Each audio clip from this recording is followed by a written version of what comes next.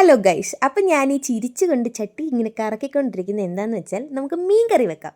ആദ്യം ചട്ടി വെച്ചു, എണ്ണ ഒഴിച്ചു, അപ്പുറത്തെ സ്റ്റൗവിൽ ഞാൻ കുറച്ച് വെള്ളം ചൂടാക്കാൻ വെച്ചിട്ടുണ്ട്. ആ സമയം കൊണ്ട് നമുക്ക് ഇഞ്ചിയും വെളുത്തുള്ളിയൊക്കെ ചതച്ചെടുക്കും. ആ സമയം കൊണ്ട് നമ്മുടെ എണ്ണ നന്നായി ചൂടായി വന്നപ്പോൾ അതിലേക്ക് ഉലുവയിട്ടു, കറിവേപ്പില, പച്ചമുളക്, ഇഞ്ചി, വെളുത്തുള്ളി, ഉള്ളി എന്നിവ ചേർത്ത് നന്നായി ഇളക്കി.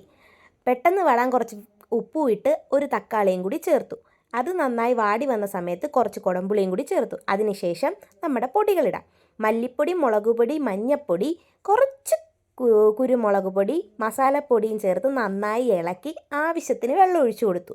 അങ്ങനെ കറി മൂടി വെച്ച് തേങ്ങ ചിരവി തേങ്ങാപ്പാലിന് വേണ്ടിയിട്ട്. ആ സമയത്തേക്ക് കറി നന്നായി തിളച്ച് വന്നപ്പോഴത്തേക്ക് മീൻ കഷ്ണങ്ങളിട്ട് ചട്ടി ഒന്ന് നന്നായി കറക്കി മൂടി വെച്ചു.